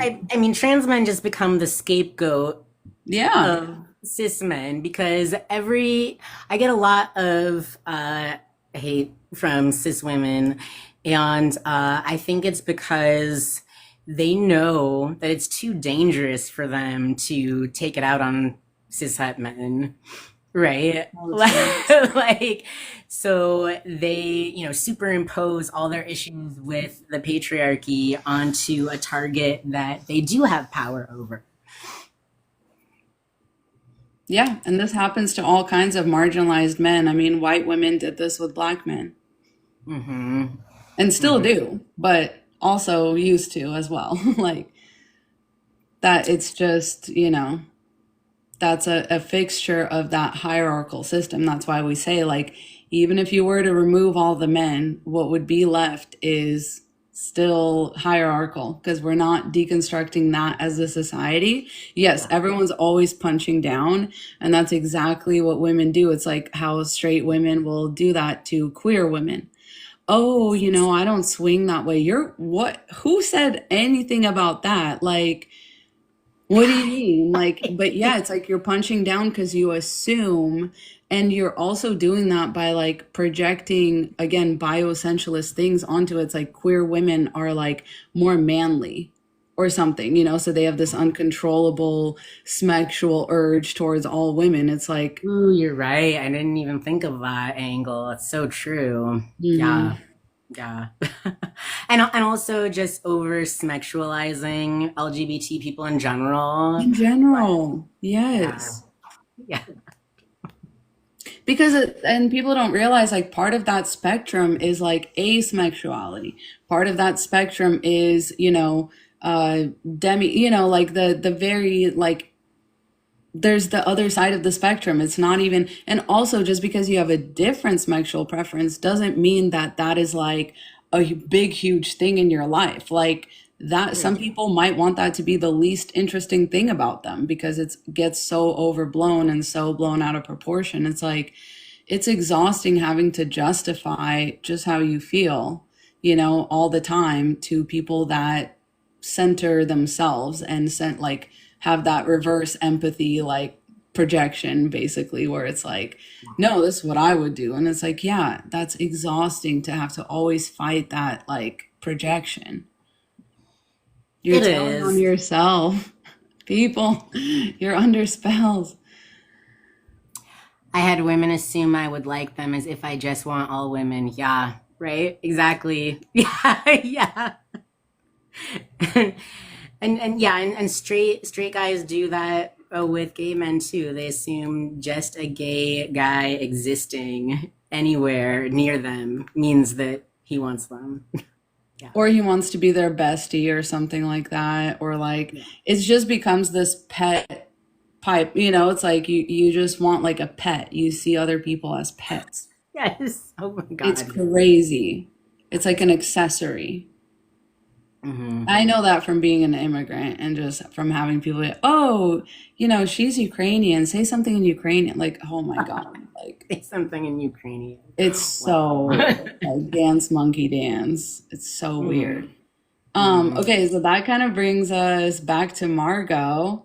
Um, and I mean, she's definitely the most kind of complex and interesting, polarizing, if you would, character too. But I wanted to know your thoughts because you said you kind of had like experiences I with have so many thoughts. Yeah, I have met her type before. Because yeah, I have met so many women like her, honestly. And the way that she is, you can tell from the flashbacks even, it's not entirely her fault. yeah, Like, I think a lot of women like this exist, maybe not to her extreme, but a lot of similarly manipulative women like her 100%. exist because of the patriarchy, because the patriarchy gives you so few opportunities and so little like upward mobility that you almost have to play its game if you want to get anywhere. You're Yes. right. This is actually, they did a study on this, and the number of traits of dark triad traits in women rises the less that rights that women have. So, like in Wow. countries, yeah. So, Yeah, that I makes just wanted to sense. throw that in there. That is fact, that is scientific. Please continue because I'm here for this. Yeah. So I remember as early as middle school, just kind of a lot of girls internalizing some really dark messaging. I remember my best friend in middle school turned to me one day out of the blue and she said, I think I'm going to start acting dumber so that the boys will like me. I've had similar experiences. Yeah. And then like it was like a weird Jekyll and Hyde thing from I swear to God, from that moment on, like her voice changed, her demeanor changed. Was this her Like villain arc? right, Because right. imagine understanding that. No, seriously, like imagine understanding that so deeply at such a young age and then going on to like implement it. Like, that's Yes. dark. That's dark that girls have to grow up in a world like that. Like, I've heard similar sentiments from my own mom. Like, I've heard similar sentiments from my friends too that grew up in like these hyper patriarchal like settings. And it's a thing. It's a thing. Oh my, yes. And like even I mean, I play into it too. I'm not completely innocent. Okay. I have done it. And I think we all do it on occasion. Mhm. Sometimes you have to. Sometimes you just have to. Oh, 100%. Yeah. Around bigger Right. men, Sometimes it is based on survival. literally easier than to like try and survive a conversation with some of these misogynistic freaks. Like, just be like, yeah, anyways, I don't know. My husband knows more about that. Like, Yeah. for real. Right. Yeah. You're just Right. like, fucking, Or but just being it's like, just I don't know, I'll crazy. have to ask my husband when I wanted to say no, but I didn't Yes, feel yes, like they would take my no. So I invoke the higher authority of my husband. exactly. Yes. Exactly. It's like Yes. when you say that you have a boyfriend so that a man will stop hitting on you. It's like the same thing. Yes. So yeah, Absolutely. women have to literally in what's it called? Like encompass, like basically incorporate dark triad. So somebody asked dark triad, it's narcissistic, sociopathic, and Machiavellian traits. So Yes. basically either you have like Manipulate. So thank you. Machiavellian is manipulation. Sociopathic is basically antisocial, and narcissism, most people know what that one means. Yeah, self-centeredness, So like yeah. yeah. Yeah, it's yeah, wearing a wedding ring when you're not married for protection, like yeah, it's a Right. thing. So Or I have so many stories of female friends getting pulled over by, the cops and just acting like they're just so oh, dumb. And that's why they were speeding. Oh, I didn't know I was speeding. I'm so sorry, officer. guilty. And they'll pitch up their voice like that too. They'll pitch Oh up yeah. their voice and like just act like the stereotype of what that man would want to see from them so that he can kind of play hero in that moment, right? That's the Hmm. appeal of that, by the way. The appeal Absolutely. of you acting like a ditz, like a total bimbo, uh, Hmm. is that it bolsters men. It makes them feel strong and big and smart. It's a game. This game is so dumb. It's a simulated environment. It's literally like you're forcing us to make ourselves smaller so that you can pretend like it's so crazy. Like the whole thing is just insanity. And it's like, that's why like trans men are dangerous because it's like you're breaking out of the matrix and you're threatening to break other men out of the matrix. Like It's that so is true. what it is, you know? Yes. Like say what you will, but it's like the most blue pill thing to be like, this world sucks and women only like men who make more money than them and are stronger than them, and anyways I'm off to make more money and go to the gym, and like that's all I care about because I want to get women. Like decenter men, like men need to decenter men, and it's like that's another thing that trans men threaten. It's like the decentering of men and like cis men, and like it's just a Yes, and let threat. me talk specifically about that for a Please. second. The way that trans men specifically fight patriarchy and decenter men is because we create our own masculinity. The men that we created from the ground up. We did not download their programming. We actually Mhm. thought about what kind of man we wanted to be, and we did the work to become that man. It wasn't handed to us. We didn't copy Critical the thinking. patriarchy and its rules. And cis men are very threatened by that. Mm-hmm. Exactly. It's critical thinking. Like you Yeah. just described, critical thinking. And it's Yes. something that a lot of cis men are very threatened by. Like that's why they're like, women need to shut up, women need to be submissive, women need to ask less questions. Why are you such a nag? Like, why you always have so many questions? It's like, oh, didn't think you'd be threatened by that. Thought you'd had just have answers since y'all are so powerful, like, but okay, sorry, let me just shut the fuck up. Like, It's insidious, and I think we talk a lot about how about these red pill men, but more people need to talk about men on the left who are yes. still total patriarchs and how their tactics are just as manipulative and awful, but it's more subtle and often shrouded around the illusion of feminism. Yes. Kind of like Homegirl's husband, Sophie's husband on Yes. the show, bringing it Yes. back around. Yeah. And isn't it funny that she kind of used him? We had kind of talked about this because, like, what if Sophie is kind of also in the closet? Because obviously she had this experience with her roommate and that she wasn't comfortable with, and couldn't really see herself, like, even though she was kind of cosplaying that liberal, like, bi woman or whatever, um, it like she still was like, you know what, this is uncomfortable. This challenges my like privilege, right? And then she saw this man and was like, you know what? Hell yeah. Like she was just like, Just the listen, next I'm man that comes along, uncomfortable. she's like, you know what? Yeah, right. Yeah. I don't want to Well, deal with. Yeah, exactly, Forby. yes. Yeah. To run away from her feelings. Well, And she and never I'm outran a them. gay man, but I'm trans and I have the experience of being closeted in a straight marriage.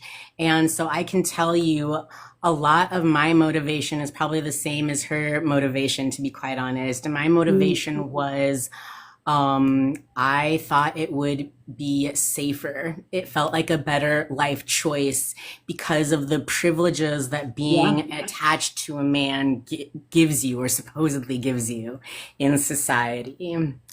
And on a deep subconscious level, I was aware of that. Oh, yeah. Yeah. And that's why it's also like,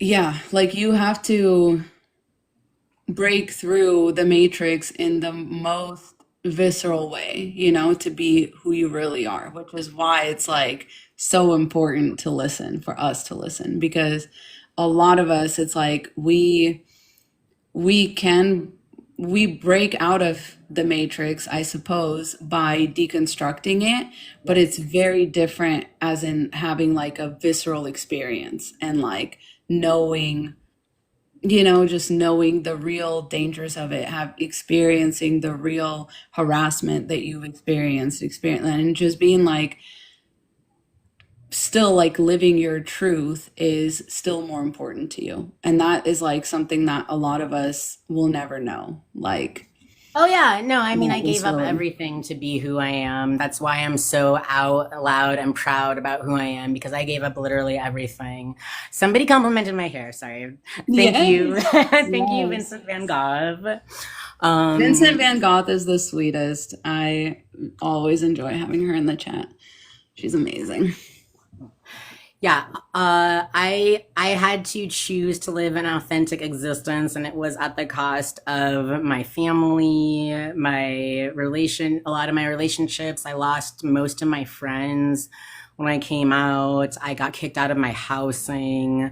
I lost my job. I literally lost everything to be the man that I am today, but I stand on that. And you rose from those ashes like a phoenix, Jace. It's been the most amazing thing to watch. Like, and multiple times. I mean, this latest True. iteration is the one that I've seen, but like I've True. been Yes, just multiple watching, times. but Yes. it's been really, really, I know it takes a lot. And so it's Thank you. Oh, we're yeah. proud of you, Chase. Thank you so much. Yeah. Yeah, and it's like it's crazy because people don't realize like it's again that projection of like being afraid of being different, and it is so heartbreaking to me how much it's like if we would just give people that are marginalized like the support and the just the support in every way, like find like social safety net, like emotional support, everything like that, it's like we would all be more fulfilled, we would all be more, You know what I mean? And it's instead Yes. we're like fighting this battle of lack. It's like who has more and who has less. And it's just like, oh my God. Like as a neurodivergent person, it's so hard to reconcile with like why are we forced to live like this? Why do we do this to ourselves? It's like ourselves because we don't love Yes. ourselves. I don't know, something like that. Well, because I think people get caught up in fear too much and they base Exactly. their decisions off of fear instead of love, Yeah. essentially. Essentially. Because most people are like, okay, I see that everyone is mean to people who are different, so I'll just not be different. Yes. No When critical thinking. really Yeah. you You should be need like, to. I see that everyone is mean to people who are different, so I'm going to be kind to people who are different. So I'm going to Mhm. specifically seek out the people who are different and be friends with them. Like, Exactly. Well, because you also have to ask the question why? Like, why are people being mean to them? And it's like most people don't get to that point because there's no critical thinking. And that is it's why you find the best people. But I hate that it's kind of like the women thing, right? I hate that there's this immense pressure on women to be this perfect monolith of like women can do no wrong, da da da. And it's the same when people say like oh, other types of marginalized people, trans people, black people. It's like, you're so strong, you're so this, you're so that. Can I just exist? Is the I wish I question. didn't have to be so strong. I wish I didn't have to be, you're right. I Like, would. so many of us are actually just soft life girlies. Like, we would just Yeah. want to be vulnerable. We want to be able to be vulnerable. We don't want to have to be powerful and strong all the time, and I'm speaking from the least, marginalized place, like as a woman, but it's like it is it's very real and I can only imagine how much more so that it applies. That's why like intersectionality is so important because it's like I only have to face one aspect of it and it sucks already. So I can only imagine like Well, you have two because you're also an immigrant. mhm. Yeah, yeah, Yeah. Yeah. it's true. But I mean that's Three because you're also neurodivergent. mhm. And Yeah, that's not to say like, oh, poor you, you're so oppressed, but like exactly. you do have to be conscious of your levels of marginalization. That's important. Mhm. Yeah. Um, I think that's why I don't bristle against it as much though, because it's like I have always known that I'm different too. So when I see people who are different, I'm like, I'm the same. Like I'm not the same as the rest of, everybody else that's like just kind of goes along with the flow without asking any questions. And it's like, yeah. Yeah, communist Shrek, exactly like ableism, that's where that kind of intersectionality crosses over. And it's like, it's crazy that it's like you yeah. can't go through anything, yeah, without being called like, now you're strong and now you can handle even more. It's like, no, God, Yeah. no. Like, just Right. let the people rest. Can't I just be soft? Yes. Yes, you can. You should be able to. Yeah. Right. Um, But, that reminds me of like very recently, a bunch of cis women were like, well, you're a man now, so you need to help women. You need to defend women as a man, because that's feminism. And I was like, actually, no, true feminism would be you acknowledging that you have power over me and you help me. Yeah. What you're right? Like, what are you saying? Are you saying women are weak and they need men to save them? Like, literally, that's what these women were saying to me. It You're a man always comes, now, so you it's need that to save us. circular, yes. That's why I always say we're spinning our wheels. Like we are spinning our wheels because we're not deconstructing and like lifting ourselves out of the mud because that's so true. Like you need to understand that like it's actually I don't know. And it's been made so easy by people hearing only the things that they want to hear, especially from trans men, right? Like a lot of cis women will hear the whole like, oh, men listen to me more now that I'm like male presenting. But it's like, do you know, Always like these really conventionally attractive, this color trans men who push this very narrative of passing. being a Yeah. trans man is the best. I have all the male privilege. And it's BS. Trans men do not have male privilege. And I base this off of not just my own experience, because I know my experience is a little bit different because I'm not, straight or straight passing and I am femme, but I have known, heterosexual trans men who are completely passing for a very long time. I've known a couple of trans men for like over 10 years now, and they were completely passing as men the entire time. And listening to their experiences, they don't have male privilege now. They don't have male privilege. And I think, yeah, and it's I've heard, just even from dealing with like cis women, like there's danger in that and like just being, yeah, and a lot of people are neurodivergent too on top of that. And it's like the whole mixing up, like, now you have different social cues to respond to, like all of that is, yeah. An intersection. Sorry, I'm just blocking people. Don't worry about It's them. okay. Yeah, I see a mental illness on display. Yeah, we shouldn't feel stigmatized to talk about mental Also, yeah, illness. that's a very Yeah, good point. what's wrong Like with mental illness being on display?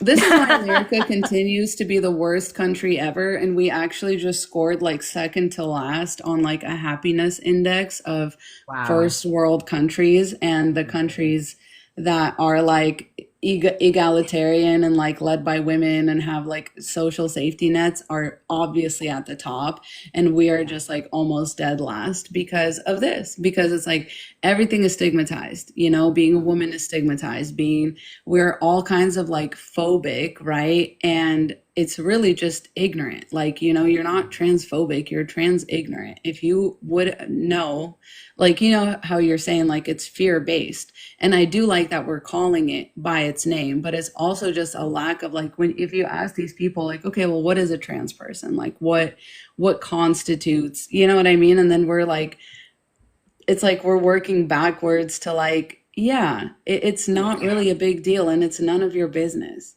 That's what you end up working your way back to. Hmm. America is a third world country with a Gucci belt. Preach. Yes, Truer Queen. words. Yeah. Yeah. Yeah. Yeah. I do want to get to this question of, did Margot have feelings for Sophie, or was it just manipulation? And the Yes. familial, yeah. Okay. The answer to that one is yes. Yes, because I've known women like her. They can be very complex. Here's the thing: just because somebody is manipulative, sociopathic, evil, let's say, that doesn't mean that they aren't also intelligent and complex. And often these people will hold two opposing views at once, especially if they're conservative. Dissonance. Conservatives are really good Yeah. at that. Yeah. Yeah, yeah. It's a requirement under these systems. It is. Everybody needs to read 1984. I'm just gonna Yep. put I will second that. Brave New yes. World also. Yes. Yeah, read Brave New World in 1984 because everything going on in those books is happening right now. Yeah. And Yeah. more as the years go by. I read that book when I was a kid, so I'm like super literate. And at I the read time, I Animal remember Farm as a being like, kid. Yeah. wow, what a dark future. Hope that never happens. It was already happening.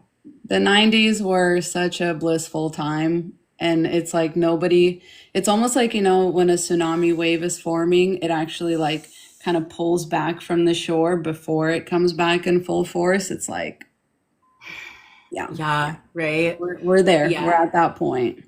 Everything like word for word in 1984 is happening. Like, Hmm.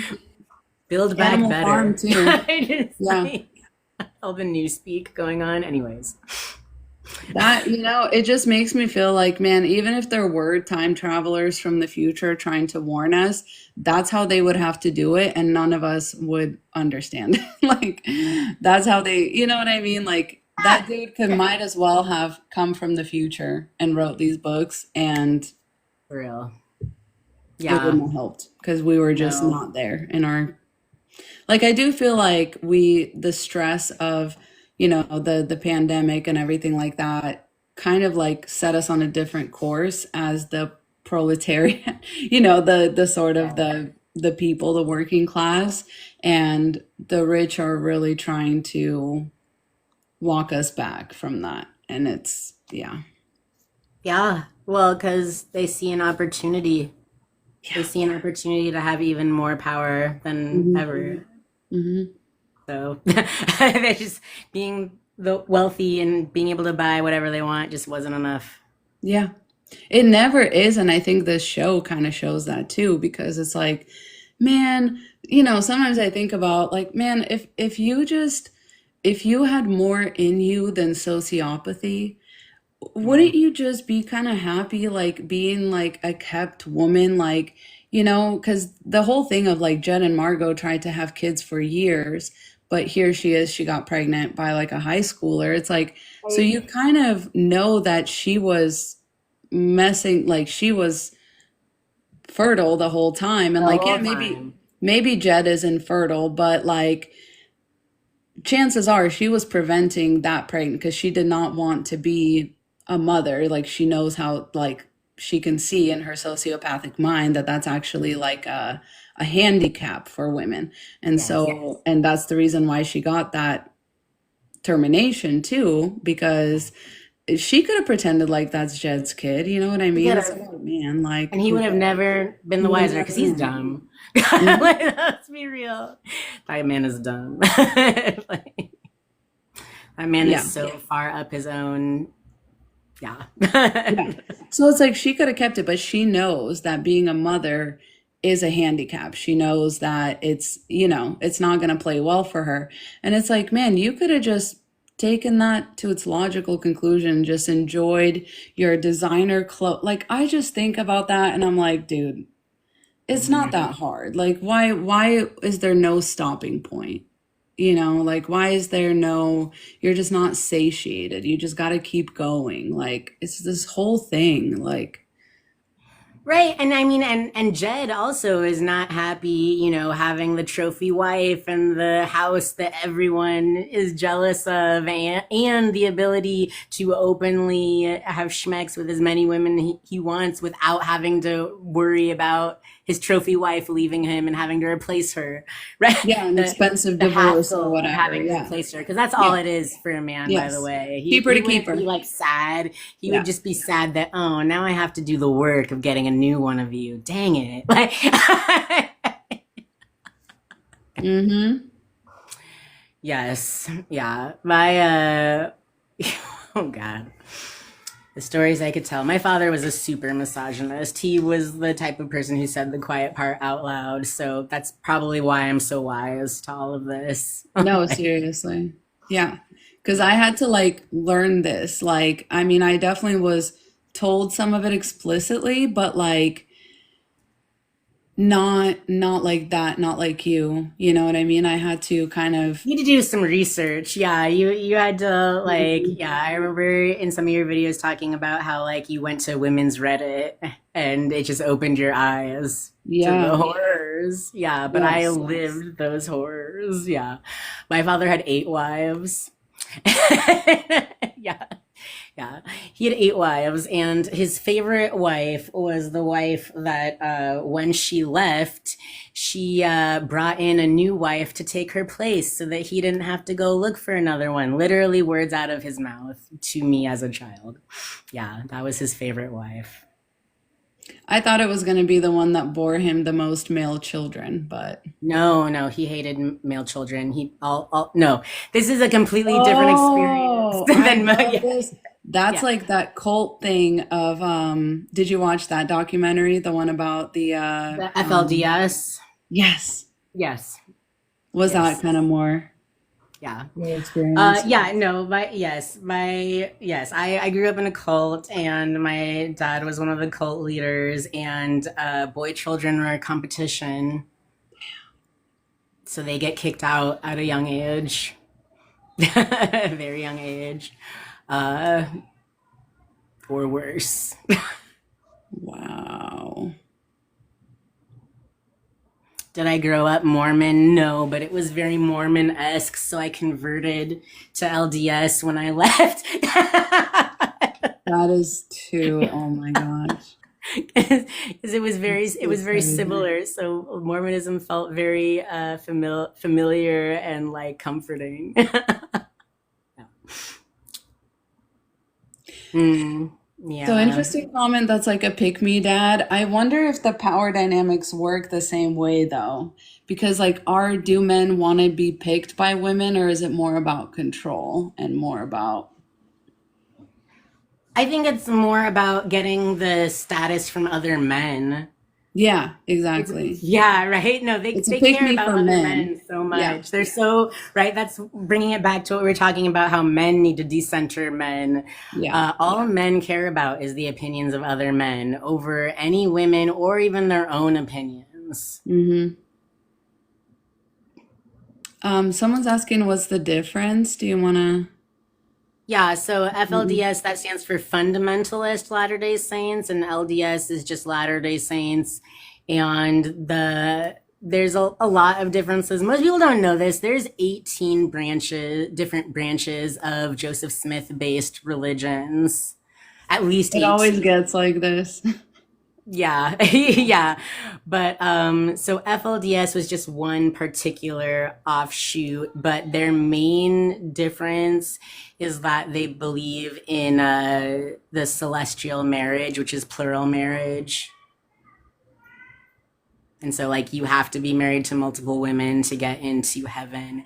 And it creates a real problem because there's too many men, there's too many boys, and not enough women. So, to maintain that system, you have to kick out the boys at a young age. So they get kicked out around 10 to 12.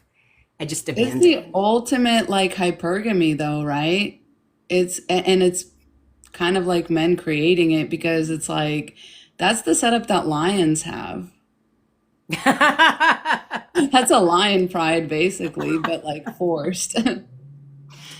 Yeah, Because yeah, it's but at least in the lion pride, it's the females that choose which male stays, right? yes, yeah. But in this case, it's kind of like, no, it's just whatever dude can hold on to any semblance of power for the longest.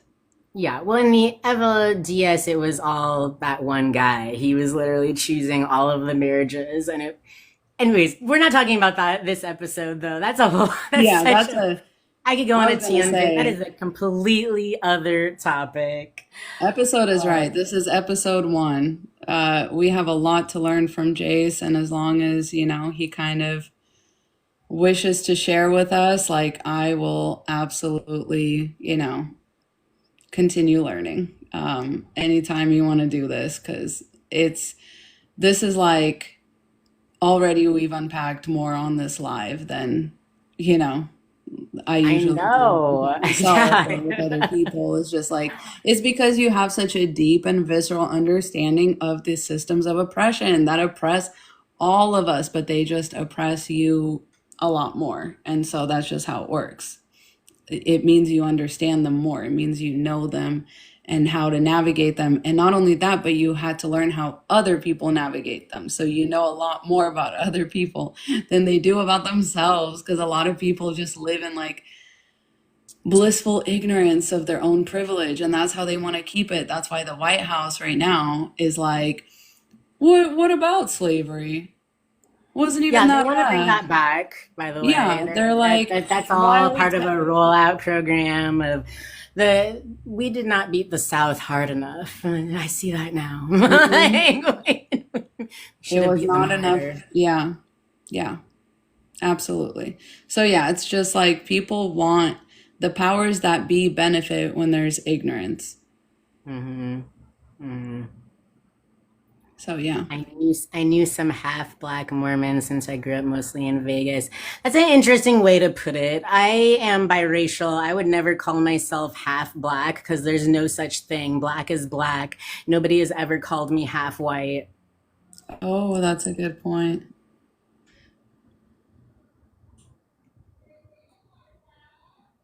It's not just the South, it's all over the world. I mean, yeah, true, true.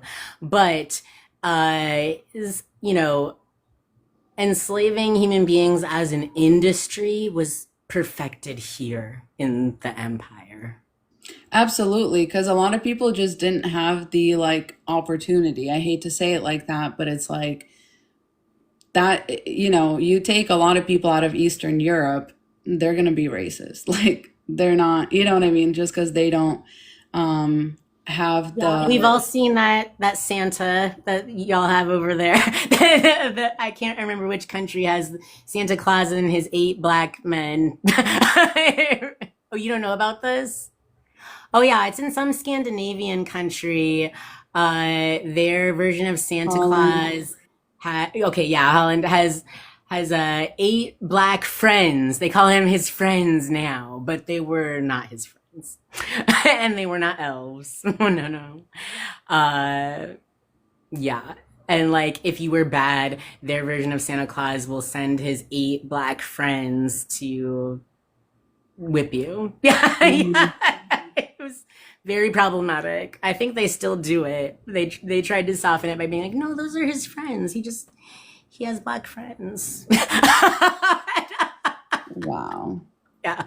Yeah, so that's what I mean. It's like it is a global problem. It just is so visceral in the United States because people are literally policed here and like they're still basically used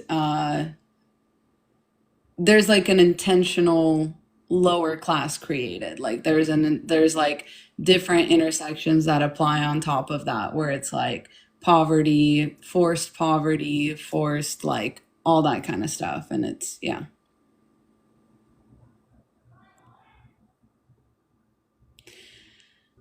Um since their moms were white and brought their children into the church. Okay. Sorry, I didn't have that context. Yeah. Yeah. That's definitely I've heard a lot about that, and that's, I mean, probably gonna have to be another episode of like white women also just projecting their privilege. My And mom was black, and I thank God for that every day. I've heard I that understand sentiment now what you're too. talking Yeah, about. yeah, Yes. yeah, yeah. Well, Vincent, unfortunately, Jace gets a lot of like not good faith responses, I and wasn't it's just actually like, snapping yeah. back at you. I was clarifying my position. You're Mhm. projecting aggression on me. Please don't do that. Yeah. We got to get more comfortable too with like people correcting us and stuff like that because like I go through this a lot with Jace and it's like it's not snapping back. It's just like sometimes neurodivergent people too are just very blunt and that's I am like very blunt. yeah, That is true. I am very yeah, blunt. I did not mean to right. offend. And it's fine. You shouldn't have to justify that. It's just like that's just how you talk and it's okay for us to also like politeness is another thing. Like it's another kind of tool of oppression because all of these, white women on the show were very polite every time, but underneath that Yes. is where you get that bubbling, You're right. And I yeah, see on the right, a lot of these, alt-right people weaponizing politeness. yeah. They're very calmly talking about, well, do women need to vote? I mean, like for real though. And they Mhm. use this calm tone to sort of hypnotize With a the public. smile on their face. Yeah. Yes, right? Because suddenly it's like, well, is this reasonable? Because they sound reasonable. Hmm. Yeah. Yes. So what about the familial relationship with her brother? Do we think that that's like, Did you just not all white women me? Oh my oh God. Okay. my It's God. giving not all men. I'm gonna be real. I'm gonna be real. That like if it doesn't apply to you, then just leave it alone. Yeah. Obviously, I don't think all white women are that way. I'm good friends with this white woman right here. Be so for real. Yeah. I know. And yeah. Well, sorry, Vincent. That sucks. I don't know. Now, It's Vincent kind has of, just like decided that they're gonna be upset at me, upsetty spaghetti over like one comment that I made. Okay, that's fine. I hate that this happens. Like, honestly, whenever I do lives by myself, it's like, this is not how it goes. And I Oh, hate I that know I just, that. Oh, yes, yeah. everyone is just like, we love you. Da da da da. It's because of who I am. Yeah, it's because of the intersections. Hmm. I'm glad that you see it. Yes, people feel empowered to challenge me on everything that I say. Everything. Yeah, On everything. It's like, oh my God. yeah, and acting like I attacked them, and even when I try to apologize, they're still just like, no, you did what you did, and you said what you said, and like, no grace extended to me Mm-mm. ever. No, Mm-mm. I know. I hate it. yeah. I just, yeah, I hate that it shows up like every single time. Like, even when we have done, you know, like stitch each other's videos or whatever, like, I had you make that video. It's like people just started arguing with you, not with me in the Yeah, I DMs, but know. with I you. know. Yeah. Well, And I'm glad that you picked up on that though, like because a lot of people don't even pick up on that. Yeah. Yeah. mhm. I get labeled a troublemaker a lot.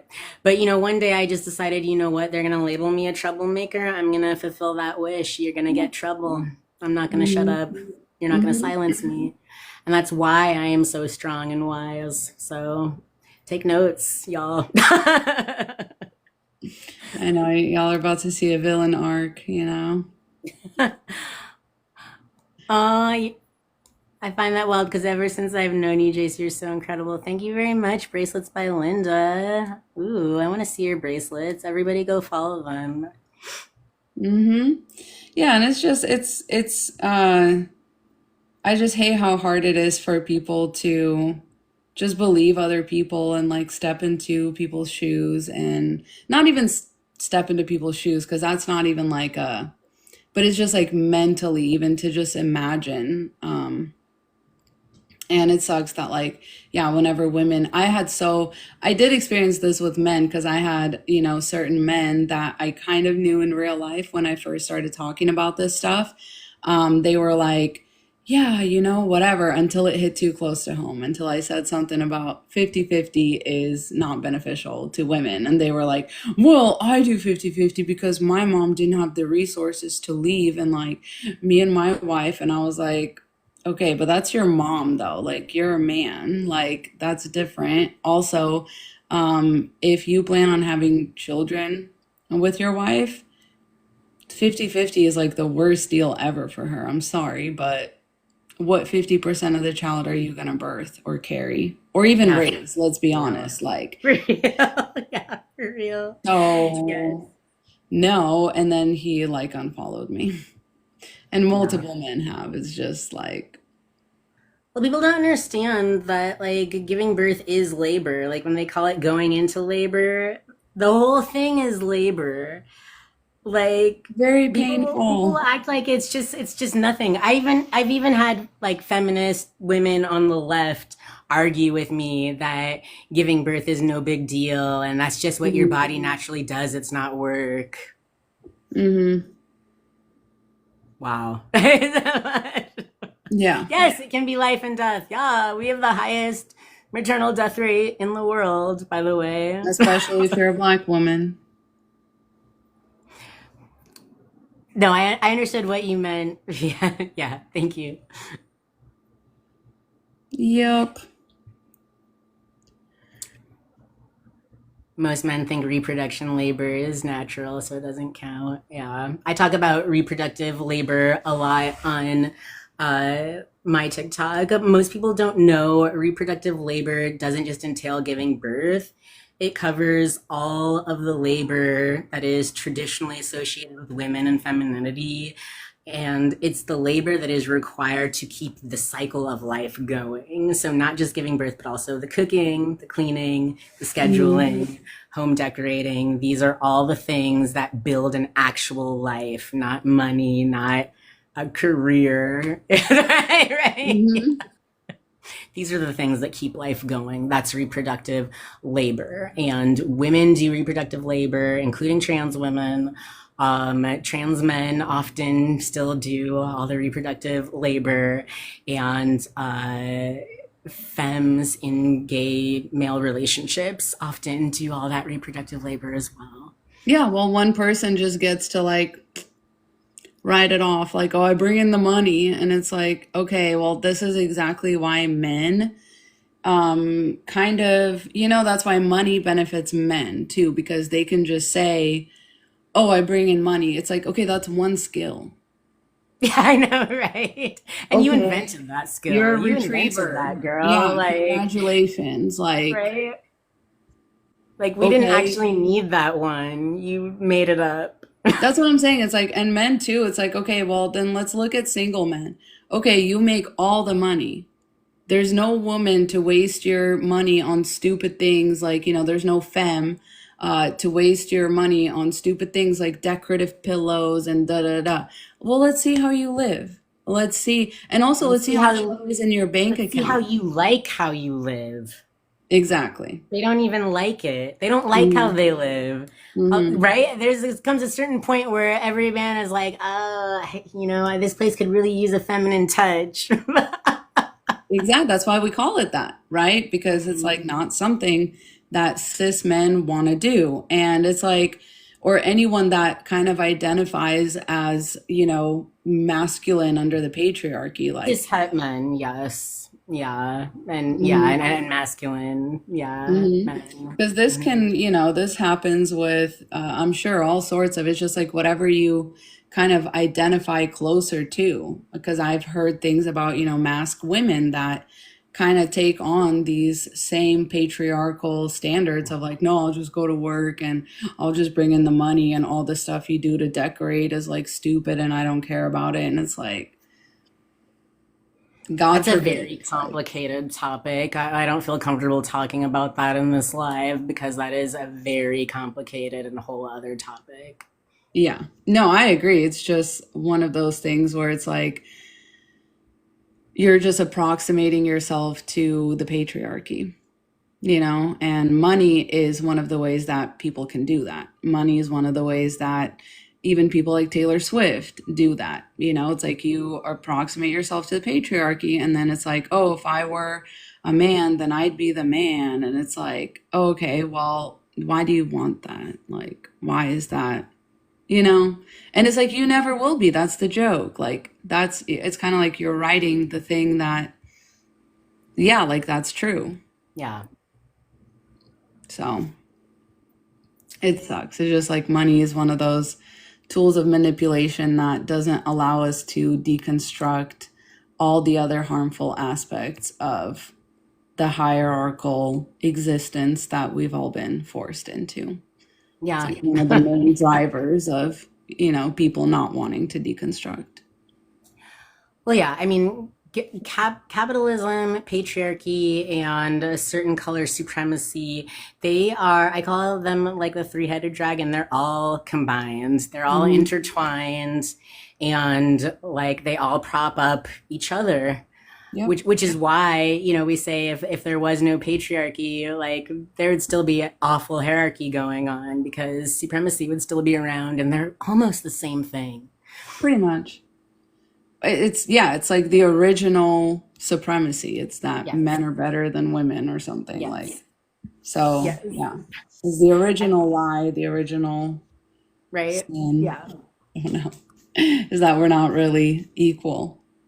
The girl boss era. Oh my God, that could be a whole nother live topic. Yeah, I know. I was gonna say we gotta like, you know what? I'm gonna write these down. Future lives. The girl boss era. What was the other one we said? um, If anyone can remember, I please can't drop it in the remember. chat. Because But we, I like Joopy Jube's comment, money's presence places an abstract barriers between resources and value. Yes, yes. So oh, smart. Yeah, I couldn't have said that better myself. It's so true. Yes. That's what capitalism does. It creates it props up these hierarchical systems and makes mhm, sure that minorities and marginalized people have no upward mobility. yeah. Mm-hmm. Yeah, Jamie, that's also a good point. Add religion to make the four-headed dragon. Mm, Yeah, religion is yeah. definitely like it and you can tell because whenever the patriarchy gets too weak, they bring in religion. Like that's what they're doing in America right now. It's a really great tool of control. It's a great way to turn off people's cognitive thinking and their critical And thinking, cognitive normalize awareness and cognitive critical dissonance. thinking. Yeah, Yes. yeah. Yes. Couldn't agree more. That should be another one because that's a whole separate topic of like, Religion. Yes. Yeah. yeah, Right. let me Yeah. write Write that that down. one down. Religion Yeah. and cognitive dissonance. Because yeah, I'm like running out of brain juice at this point, but we Yeah. gotta come back I'm gonna and have to call it. We've yeah, covered yeah. We vast covered so amounts of much. territory. Yes, yes. Anyways, everyone go watch this show, The Hunting Wives, if you want to learn more about hierarchy and the way that women of privilege hold up the patriarchy and the way they enact their social hierarchies. Yes, and go follow Jace everywhere on all platforms and donate, please, whatever you Yeah. can. Thank you. We got to support each other, and this is actually the future. Okay, like supporting each other, like putting skin in the game, going out on a limb for people. That's how you battle fascism. So Thank you. please go out on a limb. You know what I mean? Like support an actually like very important person to all of our cause. This is, you know what I mean? Like we're not free until we're all free, and that's what this comes down to. So thank you, Jace, for sharing with us. Like I said, I hope it was worth your while. I'm definitely gonna try to put this This up was on fun. Let's YouTube. do it again. Dee Yes, says bye to Dee Dee. everyone.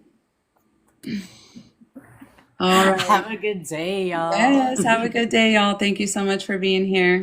All right, bye. Mwah.